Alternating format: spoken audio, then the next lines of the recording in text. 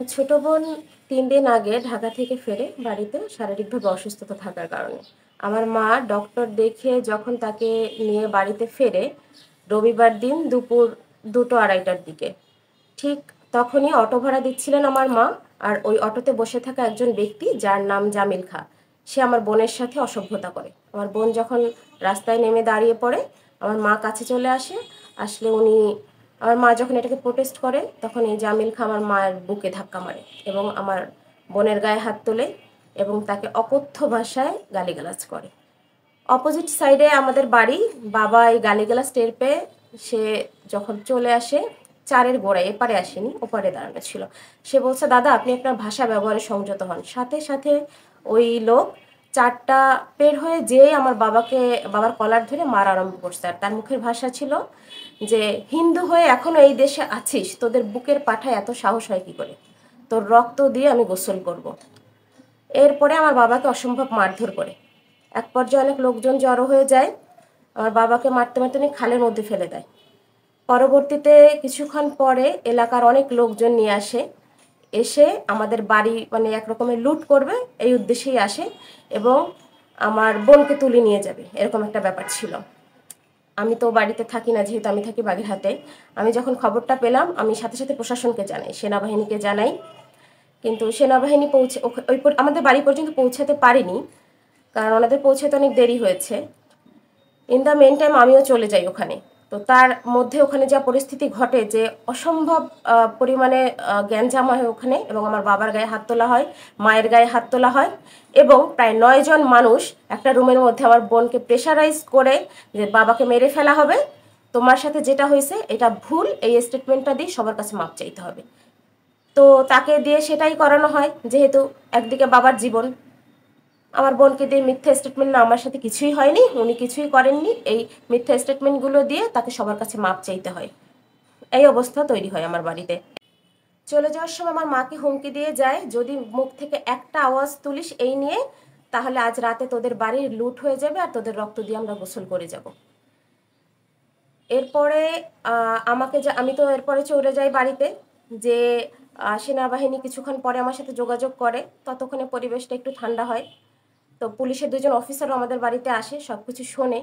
কিন্তু আমরা পুলিশের কাছে কোনো কমপ্লেন লেখাতে পারি না, কারণ আমাদের উপরে অনেক বড় চাপ ছিল। আমার মা বাবা যদি কোনো কমপ্লেন বা কোনো জিডি করে, দেখা গেল তাদেরকে মেরে ফেললো বা আমাদের বাড়িঘর পোড়ায় দিল। কারণ এটা তো তাদের অনেক কষ্টের বাড়ি, তাই না?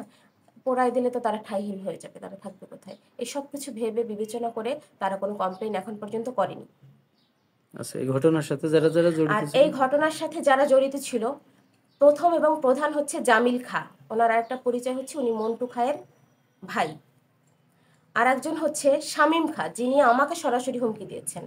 আমি এই ভদ্রলোককে কোনোদিন দেখিও নি, আমার সাথে কখনো কথাও হয়নি, কারণ আমি ওই বাড়িতে থাকিও না, আমার কোনো সংযোগও নেই।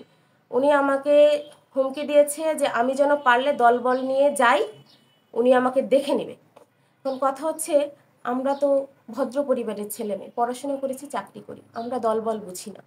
আমরা খেটে খাওয়া মানুষ, সুষ্ঠুভাবে থাকতে, নিরিবিলি থাকতে পছন্দ করি, আমাদের সাথে কারোর হইচই নেই। এখন শুধু সংখ্যালঘু বলেই যদি এই অত্যাচার হয়ে থাকে, তাহলে প্রশাসনের কাছে আমার অবশ্যই দাবি, যারা এই ঘটনার সাথে জড়িত তাদের অনতি বিলম্বে আপনারা আইনের আওতায় আনুন। এবং আরও 2জন ব্যক্তি যারা গায়ে হাত তোলে আমার বাবার, একজন হচ্ছে ভ্যান চালক কবির এবং আরেকজন কুদ্দুস।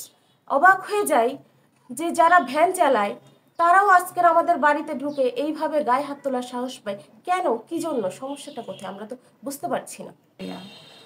গত 3 দিন আগে আমার সাথে একটা দুর্ঘটনা ঘটে। দুর্ঘটনা বলতে, আমি অসুস্থ থাকার কারণে আমার মা আমাকে নিয়ে ডক্টরের কাছে যেত। ফেরার পথে গাড়িতে আমরা যখন আমাদের বাসার কাছাকাছি পৌঁছে, ওই টাইমে হচ্ছে জামিল খান নামে একজন ব্যক্তি, উনি আমাদের গাড়িতেই ওঠে।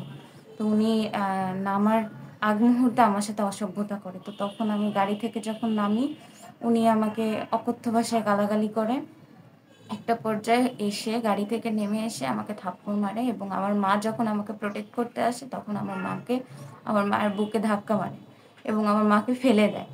তো তারপরে অপোজিট সাইড থেকে আমার বাবা যখন এটা জানতে পারে, মানে চিল্লাপাল্লা শুনে উনি যখন এগিয়ে আসে, আসার পথে তো তখন আমার বাবাকে দেখেই ওই লোকটা জামিল খাঁ উনি হচ্ছে গালাগালি করে, জামাত শিবির এরকম একটা কথা বলে এবং বলে যে তোরা এখনো টিকে আছিস, তোরা হিন্দু হয়ে এখনো এখানে টিকে আছিস, এটাই তোদের ভাগ্য। তো তারপরে হচ্ছে 4 বের হয়ে যেয়ে আমার বাবাকে ঘুষি মারে আর মারতে মারতে খালে ফেলে দেয়। আমার বাবার মাথায়ও থাপ্পড় মারে, অনেক জোরে আঘাত করে, আমার বাবার শার্ট পর্যন্ত ছিঁড়ে ফেলে সেই জামিল খাঁ। এরপরে ঘটনার ওখানে যারা ছিল সবাই হচ্ছে অপোজিট সাক্ষী দিচ্ছিল, মানে আমাদের পক্ষ হয়ে কেউই কথা বলছিল না। একটা টাইম পরে লোকজন যখন আমাদের বাসায় আসে, বাসায় আসলে পরে আমার বাবাকে কাইন্ড অফ হুমকি ধুমকি দেওয়া হয়। আর আমাকে হচ্ছে প্রায় 9 জন লোক মিলে ফোর্স করে একটা বাসার মানে রুমের মধ্যে, আমাদের বাসারই একটা রুমের মধ্যে 9 জন লোক মিলে ফোর্স করে। ফোর্সফুলি আমাকে হচ্ছে বলা হয় যে আমি যদি তাদের কাছে মাফ না চাই, আমি মিথ্যা স্টেটমেন্ট না দিই, তাহলে হচ্ছে আমার বাবাকে মেরে ফেলবে। আমার বাবা আমার কাছে তখন কান্না করে দিল। কান্না করে দেওয়ার পরে পরে আমি মেয়ে হয়ে আর কি করবো, আমি তো তার সন্তান।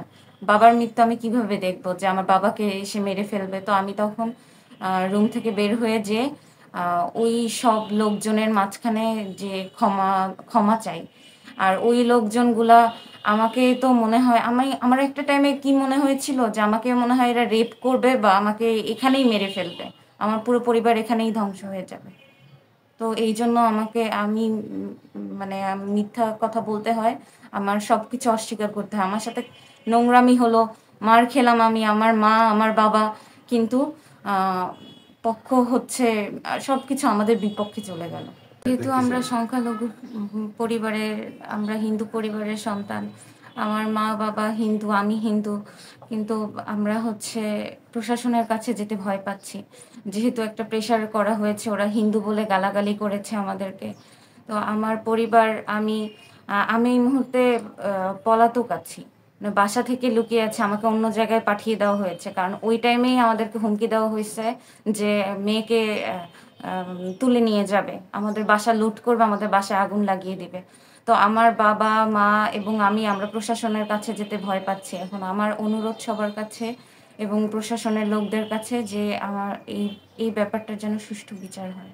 তো বাড়িতে চলে যাই খুলনা থেকে। বাড়িতে যেয়ে দেখতেছি মা বাবার অবস্থা খুবই খারাপ। তো তারপর আমি খবর পাই ষড়যন্ত্র করা হচ্ছে যে আমাকে কোপানোর জন্য 15-20 জন রেডি হয়েছে, আমাকে খুঁজতেছে। তো আমি তো ওইখান থেকে তারপর সরে যাই। সরে যাওয়ার পরে আমি একটা ভিডিও তৈরি করি। তো ওই ভিডিওটা ডিলিট করার জন্য ফোর্স আসে। যদি ডিলিট না করা হয় তাহলে আমাকে ছাত্রলীগের নেতা প্রমাণ করে আমাকে মানে তারা মারবে।